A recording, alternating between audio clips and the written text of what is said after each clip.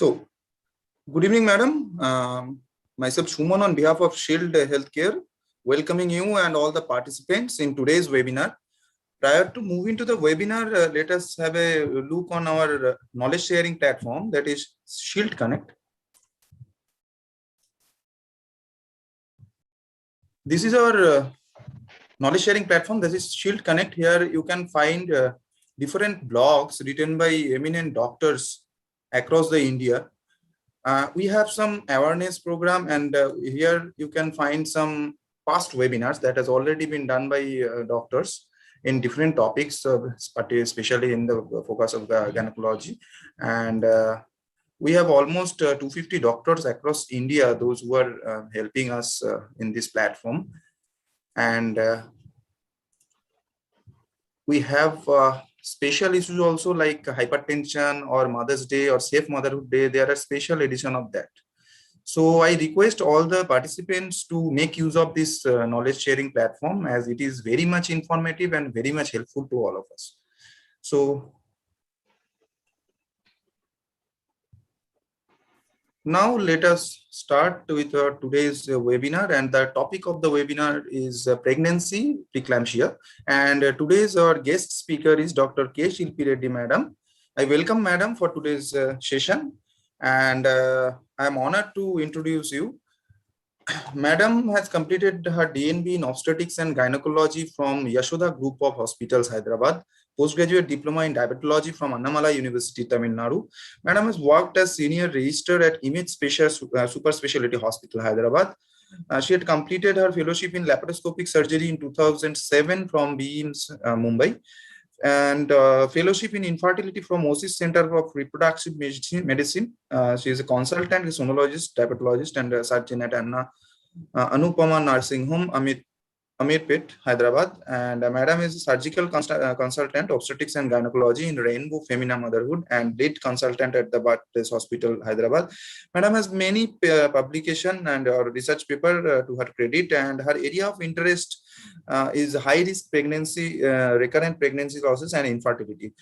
And further, I request all the participants to post your queries in the QA section of Shield Connect page. And once the webinar will be completed, then we will have a short discussion on the topic with madam. So with this short introduction, I'm handing over the session to you, madam. Thank you. Thank you for the introduction. So currently, I am working with Kim's Cuddles Mother and Child Center, Kondapur, Hyderabad. I'm the head of the department here. And today, I'm going to talk about preeclampsia. I cannot see the slides. Madam, you have to share that one. I cannot share the slides currently. If somebody can do that. Yes, ma'am. I can do from my end. Yeah. So talking about preeclampsia, this is one of my favorite topics. And I'm proud to say that in my practice, I have completely eradicated preeclampsia, whatsoever it is, and its untoward side effects and problems that we are going to see and learn. Preeclampsia used to fascinate me when I was an intern, and I used to do my post-graduation and everything, where we used to have number of women who used to rush into corporate hospitals where I did my DNB. It was a tertiary center. So we had lots and lots of cases of preeclampsia, health syndrome, renal failures, liver failures, all these kinds of difficult scenarios we used to see on a regular basis. Then I used to think that why cannot people prevent preeclampsia? That fascinated me so much that from the past 11 years, I have almost reduced the preeclampsia levels in my pregnant woman with good antenatal care. And I have come to a certain level that I can tell you that there are no preterm deliveries as of now, especially because of preeclampsia. When you have an effective fetal medicine team, the protocols that run through prenatal screening techniques and lifestyle modifications with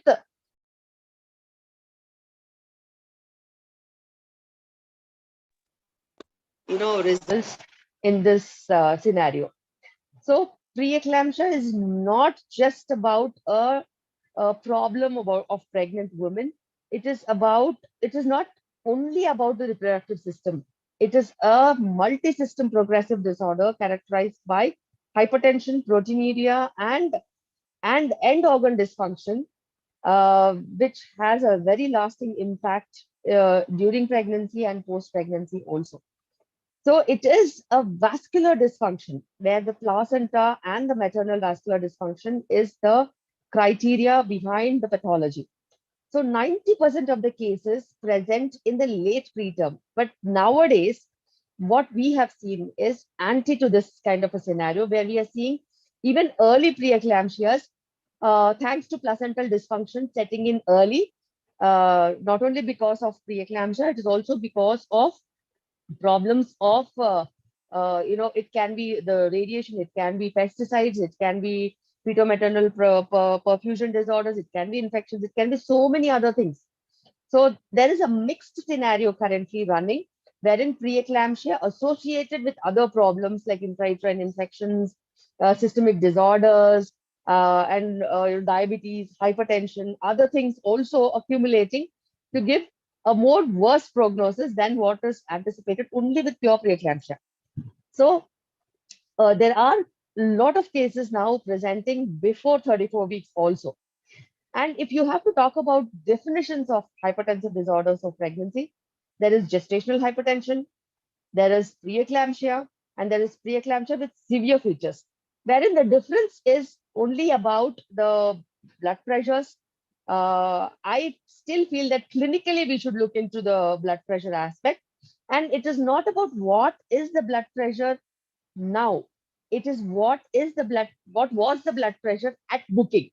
So it is important for somebody who has had a blood pressure reading of 90/40 or 90/50 at booking, and they are showing up 130/90 or 130/100 at a later date in pregnancy, that is also preeclampsia. So anything plus 30 30 millimeters of mercury in the any segment, diastolic or systolic segment, definitely you should have a caution over looking into their pressures. Never they differentiate.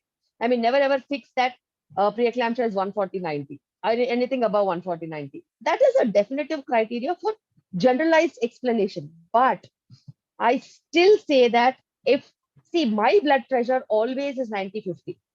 So for me, even hitting on to 120, 130 is also equal to preeclampsia in my pregnancy. So that is really, really important. And it is also associated with other symptoms and signs which you should never neglect just on the basis of blood pressure.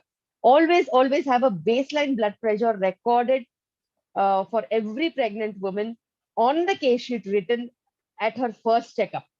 Yes, it can be white coat hypertension also at times, but yes, you should make it a point that you always record the blood pressure. And preeclampsia is definitively associated with other characteristic features like proteinuria, thrombocytopenia in severe cases, renal insufficiency, creat levels increase, and there is so much alteration in the liver function and all these things.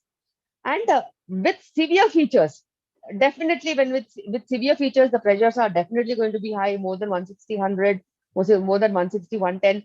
There can be severe thrombocytopenia, there can be deranged renal function test, liver function test, there can be a lot of edema, there can be pulmonary edema, there can be anything.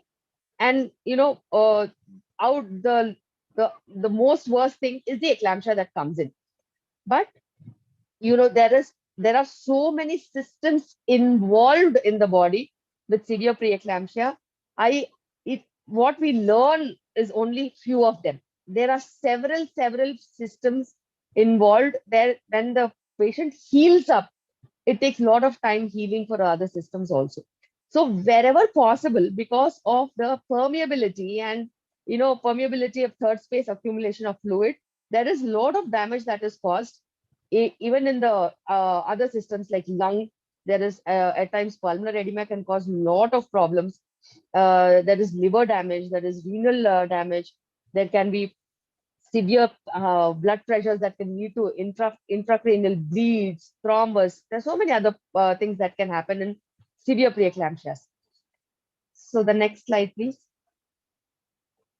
So we were talking about the same thing, the HELP syndrome, wherein the severe preeclampsia can cause damage to the liver, and there are raised liver enzymes and low platelet count. We have seen even low platelet count to up to about 2,000 platelets level. Also, there were severe preeclampsias that happened.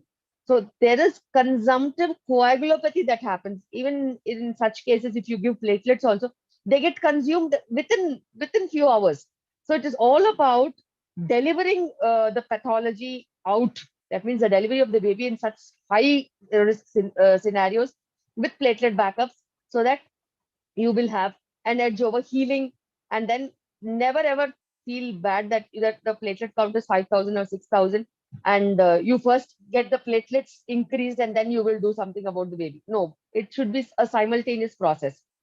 And about chronic hypertension, nowadays, there are a lot of young generation who is going into chronic hypertension even before planning their pregnancies. And such hypertensives, if they go through preeclampsia, and that is an added, a high risk factor to the pregnancy.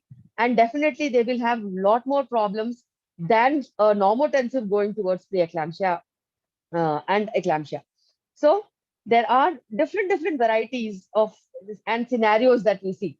So eclampsia, HELP syndrome, chronic hypertension superimposed with preeclampsia, chronic hypertension superimposed with preeclampsia with severe features. So this is one of the most high risk situation that there is so much of morbidity and mortality associated with this, the last scenario that I'm talking about, wherein mothers are fighting with multiple problems in their system. And it is definitely the most high risk situation, one of the most high risk situations for obstetrics. The next slide, please.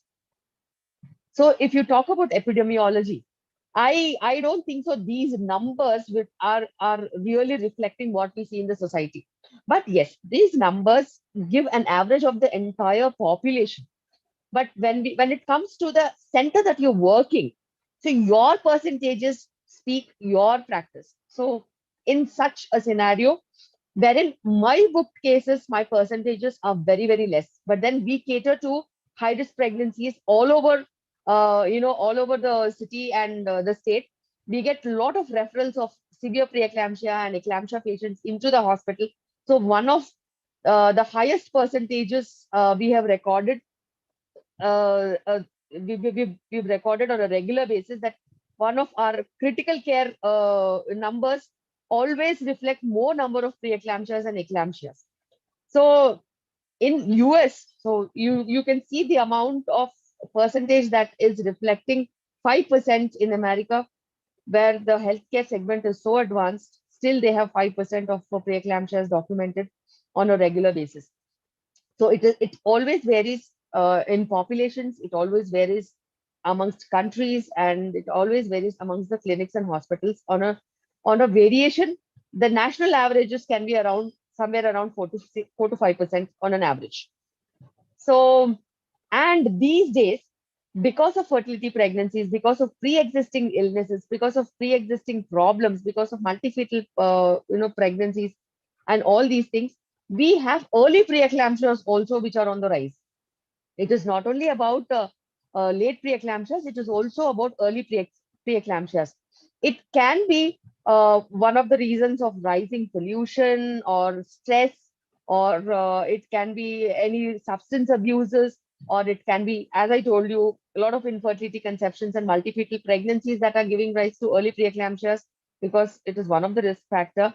So there are lots and lots of inputs that are increasing the numbers of preeclampsias in a general population. Next, please.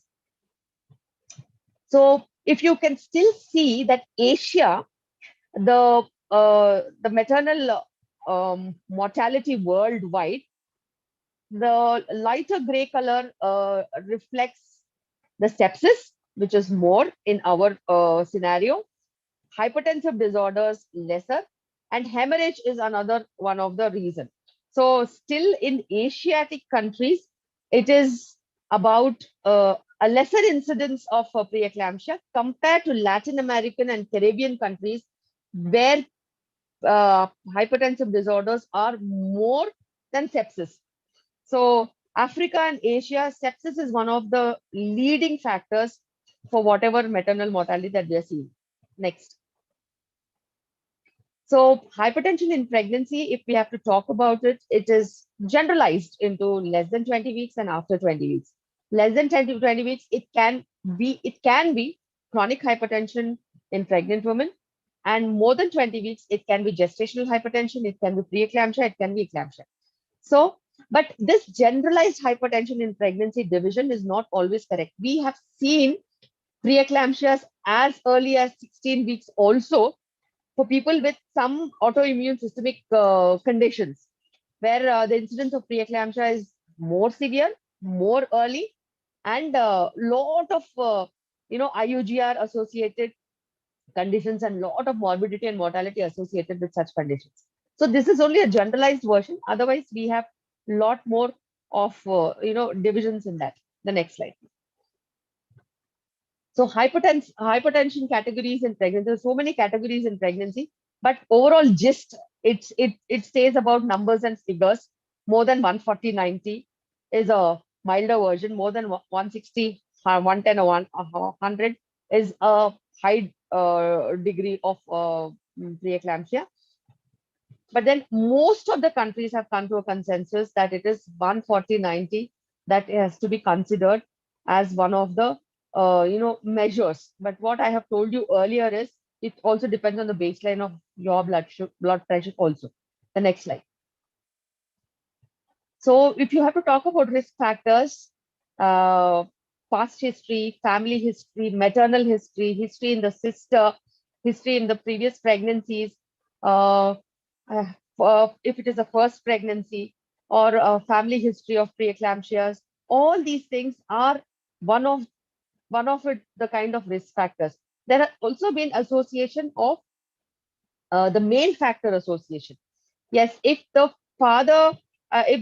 husband had previous wife with preeclampsia, then that is also another risk factor, is what I have seen these days. The next slide. So, as far as pre-existing medical conditions are there, the gestational diabetes, you're already hypertensive, and your autoimmune disorders like antiphospholipid antibodies, if you're obese, if you have chronic kidney disease, if you have multifetal pregnancies, and your advanced maternal age, all these things have a lot of association with preeclampsia. And yes, there is another type of preeclampsia that I have observed where the mother has lots and lots of stress, especially the stress of outcomes of pregnancy. So in such conditions also, they have sleepless nights and they have lots of issues. They are also mimicking preeclampsia with hypertension, but proteinuria is absent in such cases. But yes, even if the milder forms are supposed to be seen in them, they get aggravated with the blood pressures that they are having. So there is one note that smokers have a little lesser incidence of preeclampsia than non-smokers. This is just an incidence that they have observed. The next slide. So what if we have tabulated the risk factors, just what we have spoken about, the first pregnancy, age under 20 or over 35.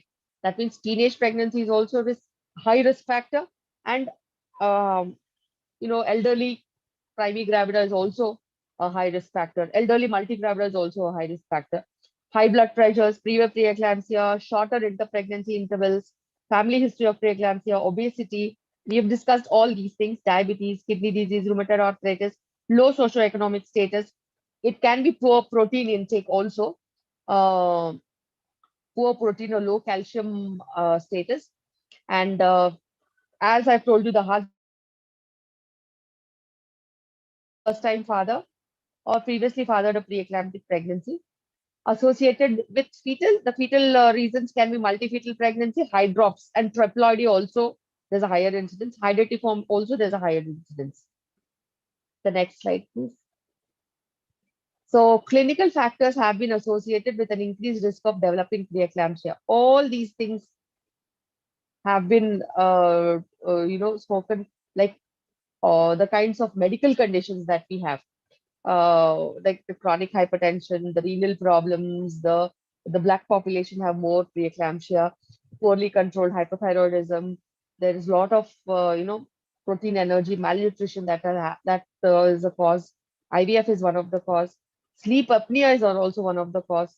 I told you post-traumatic stress disorder. This is also one of the causes. So, uh, people with regular anxiety and regular mode of anxiety in their lives, they can have a predisposition. The next slide. So, the same pathology has been depicted in this graph. Uh, Overweight, obesity, diabetes, all these impact gestational hypertension, preeclampsia, small for gestational age, the IUGR, and preterm delivery. So, this is all a graphic the representation of the pathology. The next slide. So pathogenesis is all about the maternal and fetal side effects. So what happens is there is placental ischemia that causes fetal growth retardation, that causes production of thromboplastins, causes DIC, renin causes vasoconstriction. There is also predisposition factors that like diabetes, parity, hypertension, that causes failure of conversion of spiral arteries to vascular sinuses. There is chronic malperfusion.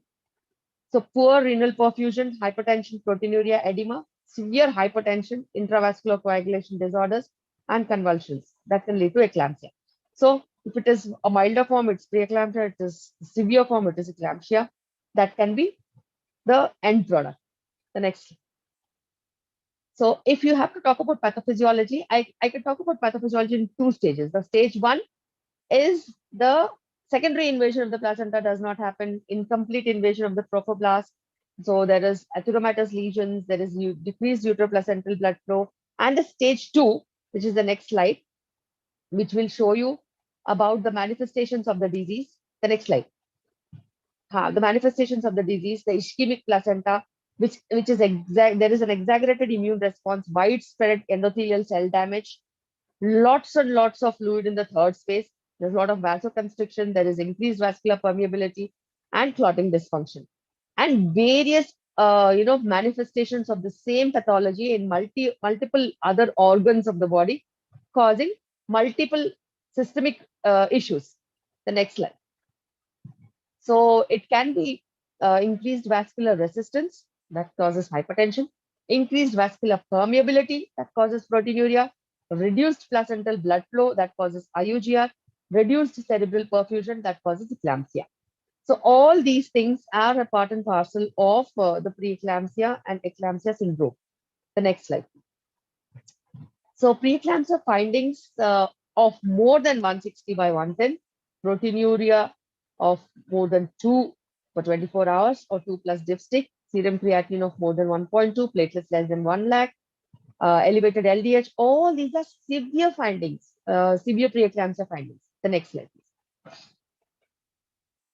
And they can present to your clinic with persistent headache, visual disturbances, epigastric pain. Recently, I had one patient who just popped in at 26 weeks with only epigastric pain. And in view of COVID, she missed her TIFA scan. No, she missed her next visit after the TIFA scan. She was a high risk pregnant woman who skipped her NT scan with us. So, and there was high resistance flow in the TIFA scan, and she just presented randomly at 26 weeks with severe epigastric pain. The pressures were absolutely not controlled, and then we controlled her pressures, but then there was reverse diastolic flow. That's why we needed to terminate the pregnancy. The baby is in NIC.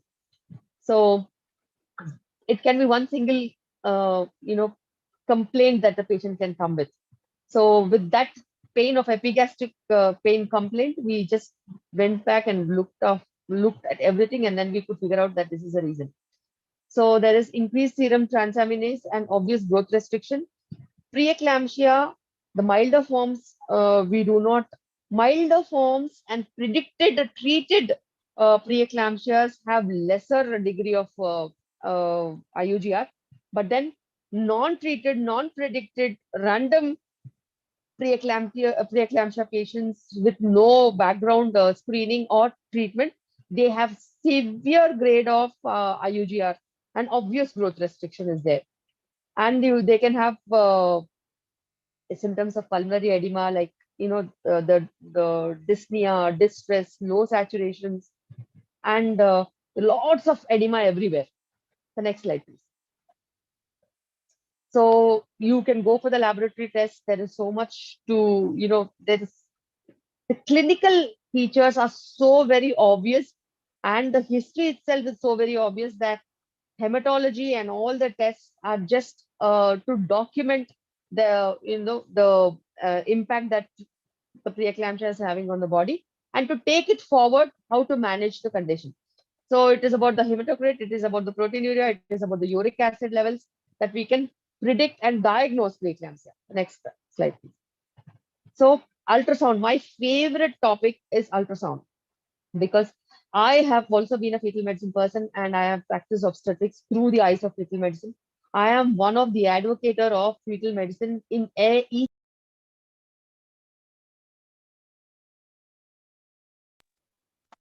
Fetal medicine is one such tool that gives very, very, very good outcomes for the preeclampsia screening. Yes, the study gives the ultrasound which is around 11 to 13.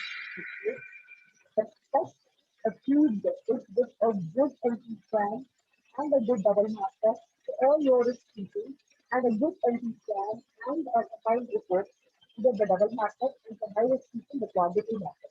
Wherein the PLGS and the low package, which will give predictive information that how it actually happens. If you have a very good keeping medicine team, this measures the entry and also the Doppler very sincerely and every parameter according to the SMS guidelines, and matches with a massive software, not just randomly giving one double marker and positive marker and ultrasound report randomly. No, it gets you a very good software, which matches both of them and gives you the predictability. Whether it is going to be high risk for preeclampsia, high risk for IUDR, high risk for preterm delivery, all these things. So that predictive software gives a lot of information, and you can take forward that pregnancy from there in such a brilliant way that even low preeclampsia also you can achieve good pressure control and good actually term babies. That is what is the big essence of practicing medical specific and fetal medicine together. Wherein the Doppler itself, the diastolic mark, the ECG, systolic and diastolic index, the diastolic index, the absence or on the absence or reverse diastolic, all these things predict area. So for prevention, it is all about a good first trimester screening and combine the screening with that. The follow-through is the second trimester, that is the fetus time where you can see diastolic loss, and about outcomes of the pregnancy and delivery and when to deliver the baby, which is all expected factor, wherein we check the umbilical acid blood flow and also the middle cellular acid blood flow, and we see the CPR ratio in water. That is how prediction, prevention, and also when to deliver the decision of your cancer is made using physiology department. So that is a severe method that we can see that different assay method that can predict preeclampsia and early growth signs in monitoring is necessary when we see. And definitely when such is not seen, you have to put an eye forward and get a quadruple marker of it and give a combined screening report.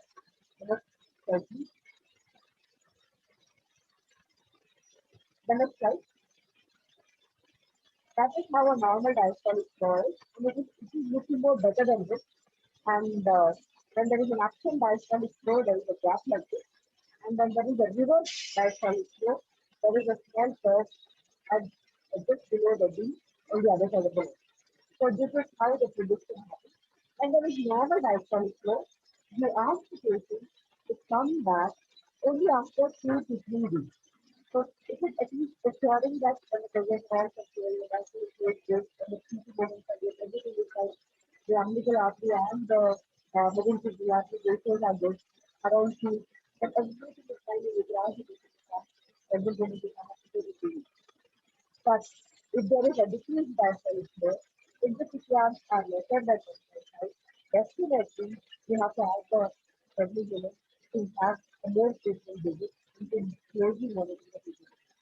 And when there is a nothing diastolic flow, you should definitely consider sugar tablets. And before it is even reversed, you should plan to deliver because if it is reverse diastolic flow, the outcomes in emergency are not very good.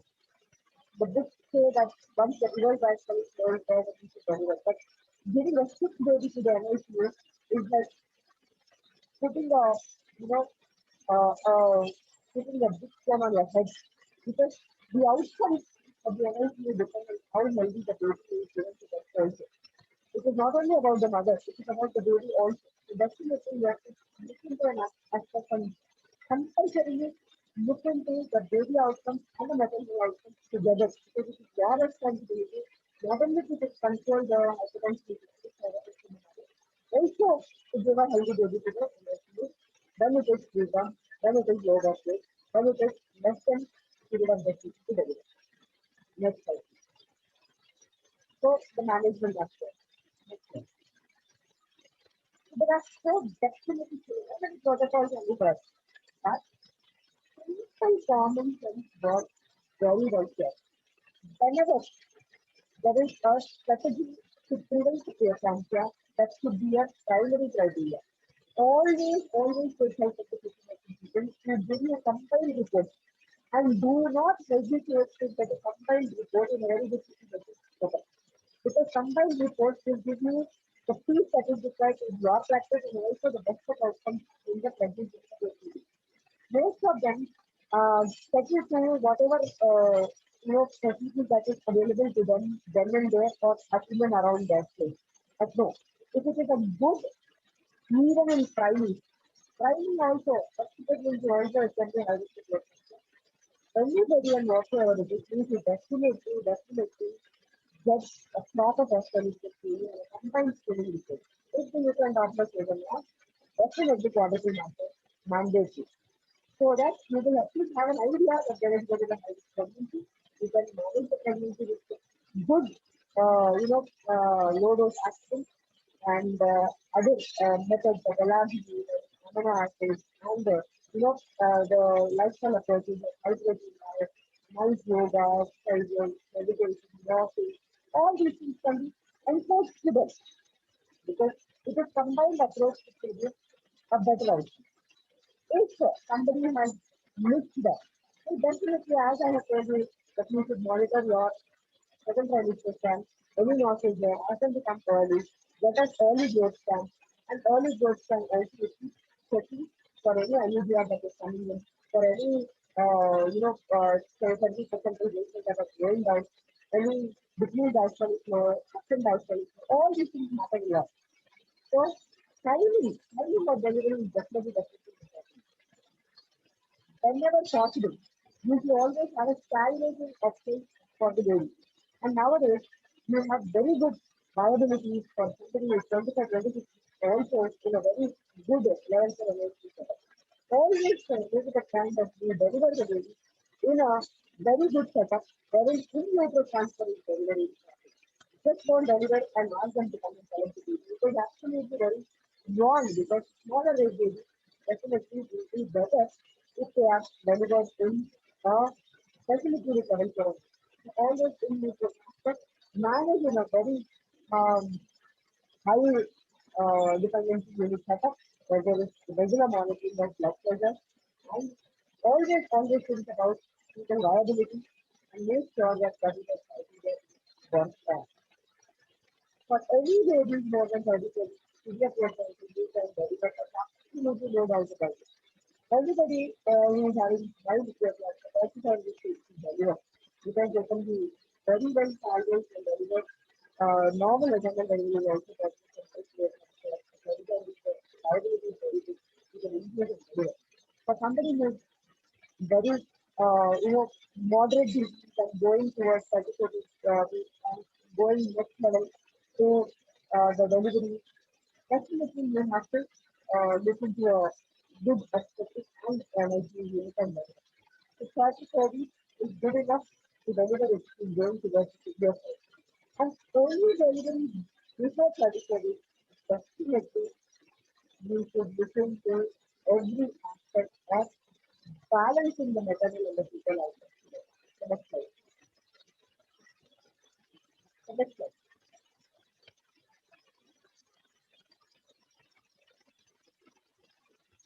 So there are nice guidelines.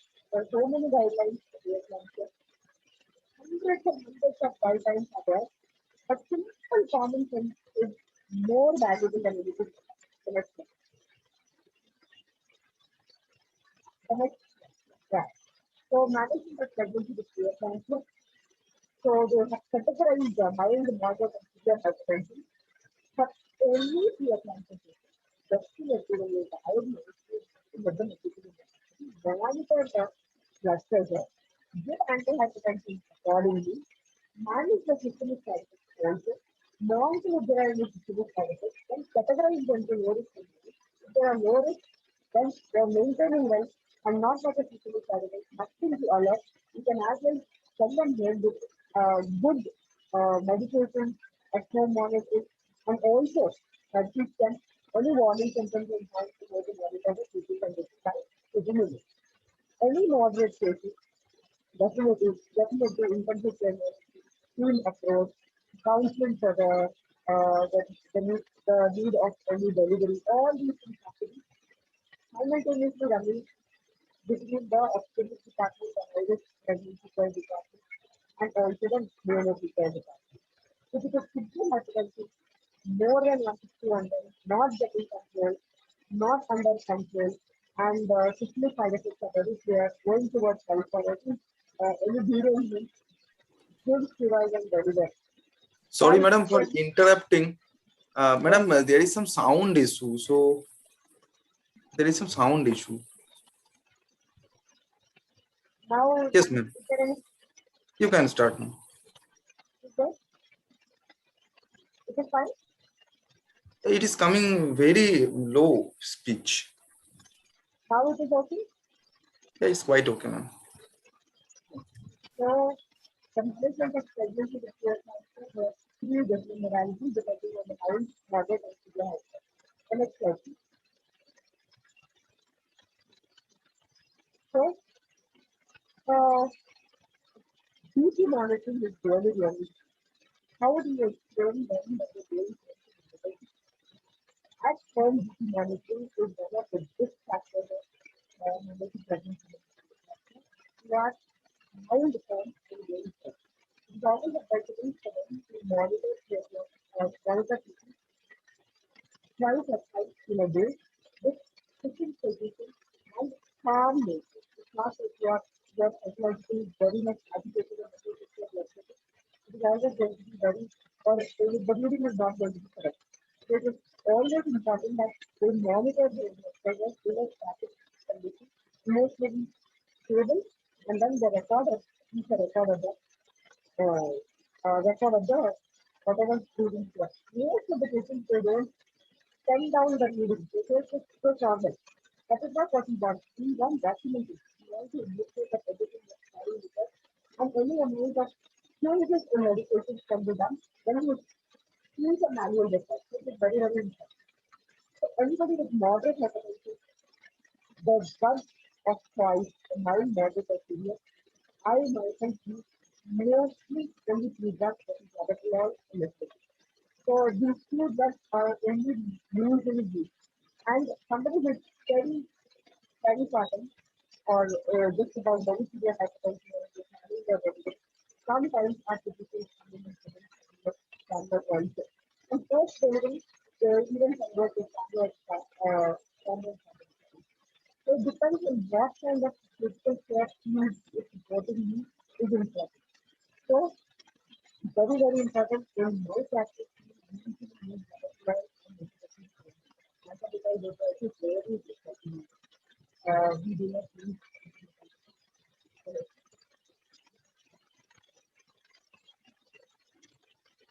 the Preeclampsia.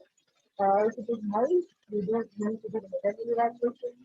More than 37 weeks, 37 weeks, stable conditions, unfavorable service, you make it favorable and then you deliver it. And if it is 37 weeks favorable service, there is some sleeping issues or any impending problems, yes, you might be consulted and deliver. If maternal evaluation and fetal evaluation, consistent hypertension is there, proteinuria is there, abnormal lab tests are there, and you cannot rely on the patient findings, and there are some issues that have to be taken there. And yes, you have to keep it in the hospital and make sure they are solved. If there are no other problems, ambulatory management, home blood pressure monitor, maternal and fetal evaluation, the price of it also sometimes differ. So it is very, very important that if there are any problems, then we have to hospitalize, we have to take a call on that. But it is only for life saving. Acute treatment. So antihypertensive needs to be very, very judiciously used. And whenever you are doing any antihypertensive use, for Pre-Eclampsia, definitely this is in the hospital, this is any medical patient. We even providing how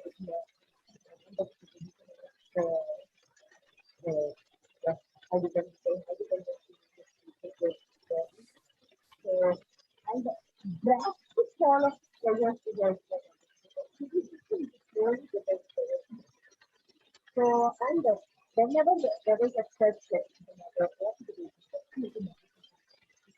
improve the outcomes, the people outcomes also, and also it improves the maternal outcomes and not progressing towards it. This is really, really important. Teachers also approved regular clearing of vision, some people say that they have some stars, all these things definitely is so that both of them, both of them work best, but medical support works better.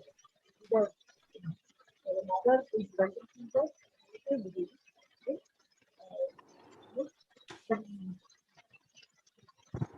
brain mechanics. Next slide. Anti-hypertensive therapy, the goal is to be started. Sorry, madam. Again, interrupting. Nothing is audible, madam. Some problem is there. No. I can hear whatever you are saying. You can't hear me. Hello? Hello. You can't hear?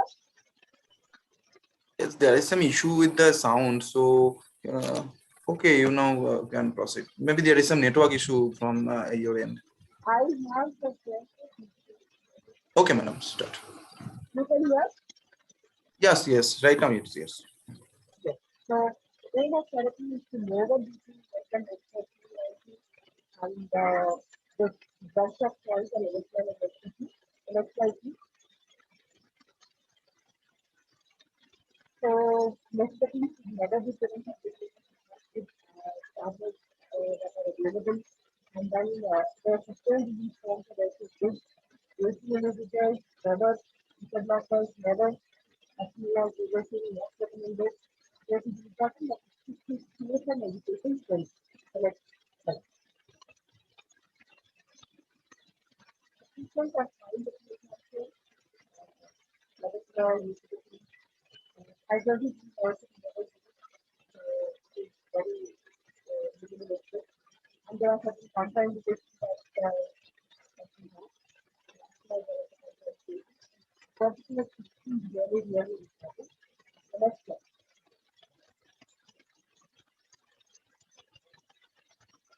Preeclampsia, hypertensive crisis, we have metabolism, we have diabetes, we have pediatric blood pressure, blood pediatric also is given by people with concentration, high pressure concentration, 200 by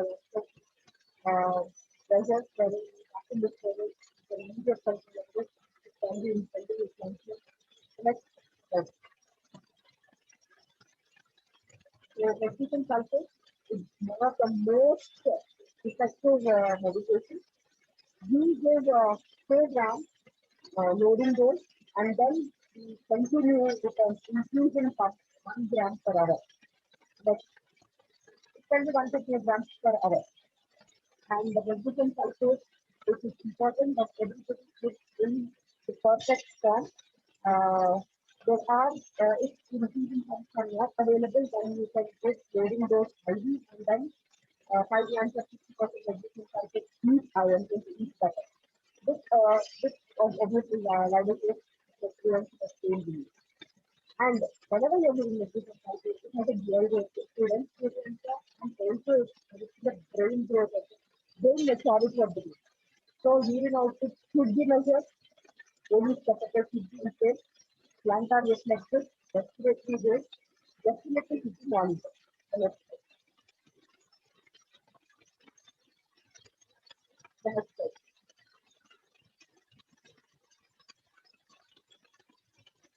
So remember, lower BP promptly but slowly, loading dose magnesium sulfate is recommended. No need for maintenance dose.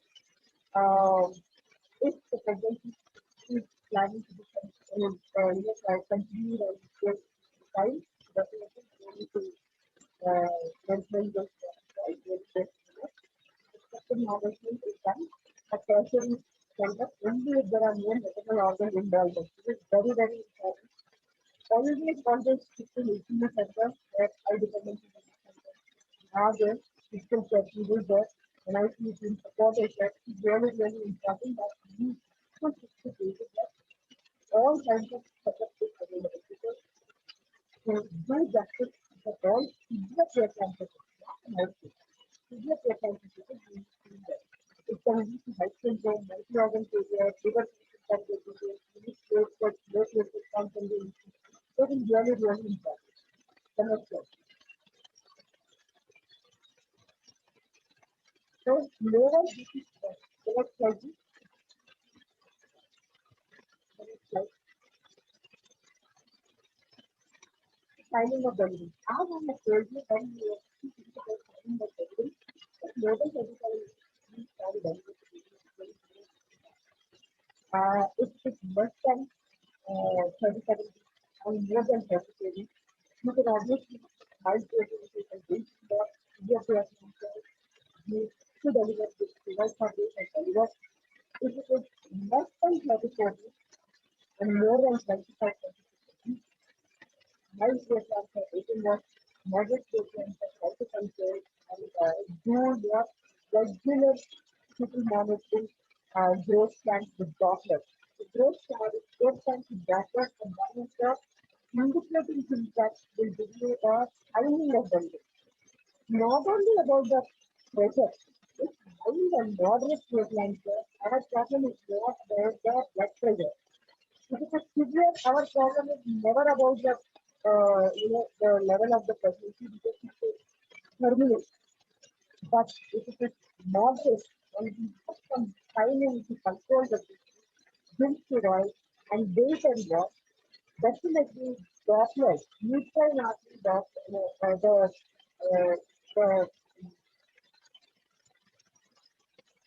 the everywhere,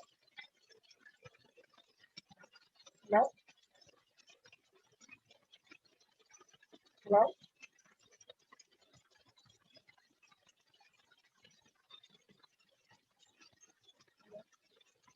so Dopplers are one of the methods to monitor the intrauterine environment. The uncontracted Dopplers are one of the kind body they give us the information whether the vaccine is there, whether there is an absent of vaccine or there is reverse of vaccine. Incontinence looking forward for the cerebral arc also. So that also gives us one of the predictions wherein the ratio, CPR ratio, gives one of the indications when to deliver and when to deliver.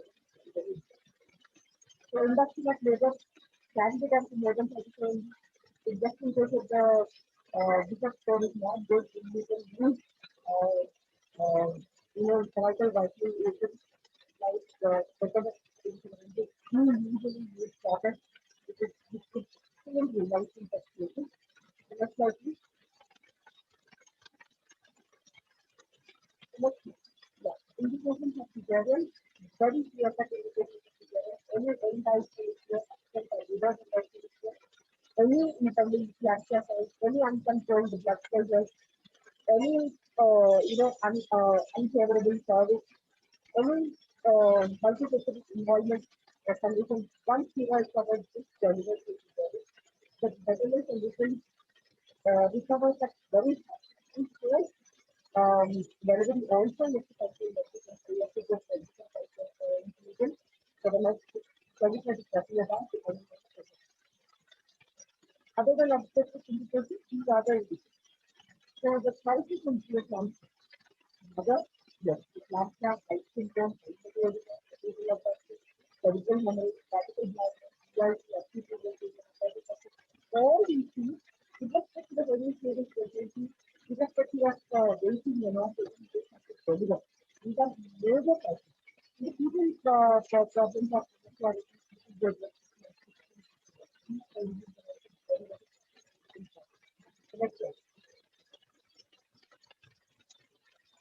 management, doctors are actually using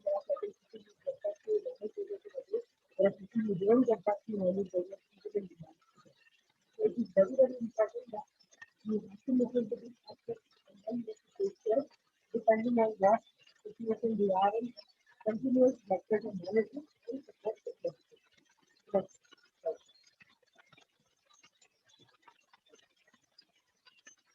The insurance is very, very important.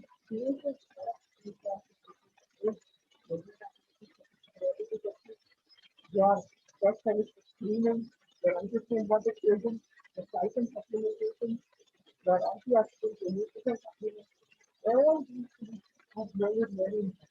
And from my side, I always do a 360 holistic care and pregnancy care is important for every second person. Preeclampsia is preventable and take care so that preeclampsia will not come in the 2020s. So thank you very much, ma'am. Thank you for this nice presentation and informative presentation. So I have one, two questions. So if you permit me, then we can repeat that. Yes, yes. Ma'am, when magnesium sulfate is given, and if we found any kind of toxicity for that, so what will be the how you want to manage that one? Whatever magnesium sulfate, you can hear me? Magnesium sulfate means if you found any patient having magnesium sulfate toxicity. So, yes, magnesium sulfate toxicity when the urine output decreases. So it is very, very important that we have to look at the urine size of toxicity.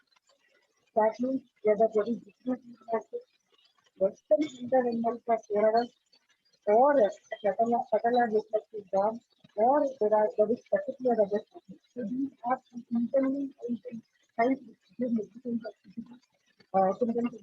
Once you see the symptoms in this, you have to immediately discontinue the magnesium sulfate, and after some time the symptoms will disappear. Then you can start back again with half the dose, and you can go for it. If still the symptoms and signs are there, you can take it back.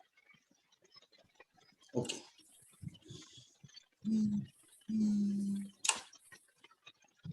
Okay, madam, I could not find any other question. So if you allow me, then we can conclude here. Yes, yes, definitely. Okay, thank you very much, madam. Thank you for your valuable time, and we will look forward for your valuable support on that knowledge sharing platform of Shield. Thank you very much, madam. Thank you. Thank you.